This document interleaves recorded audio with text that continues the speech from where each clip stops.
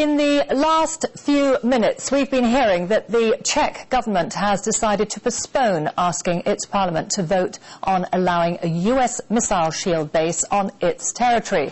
It appears the leadership was concerned that the proposal would be voted down. However, the country's Prime Minister Mirek Topolánek says the government is not giving up the ratification process. Well, for more, we're joined by Tamash, who's a member of the non-violence movement from Prague. Thank you very much for joining us, Mr. Tamash.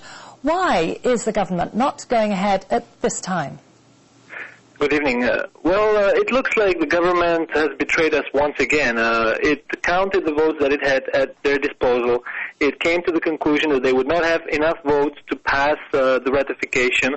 And so instead of just facing the reality and accepting the fact that they are respecting a minority opinion in this country and in this parliament, they instead withdrew the proposal or the ratification proposal from the parliament altogether, and therefore tried to avoid the vote.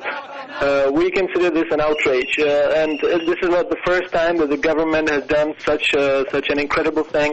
In fact, the last 3 years have been going on in a similar way, and we have been betrayed one time after another one. So this is really just another outrage of this government. And do you believe that political opposition to the bases is strong enough to ultimately prevent their deployment?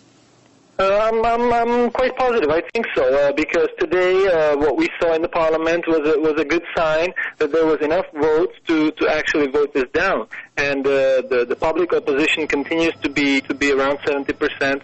So I think the parliament is slowly beginning to reflect that will of the people. We have the parliamentary election, the European elections coming up this year, and we have the parliamentary elections next year. And I think with these elections nearing, more and more politicians are realizing that it's just not possible to go against the will of the majority of the country.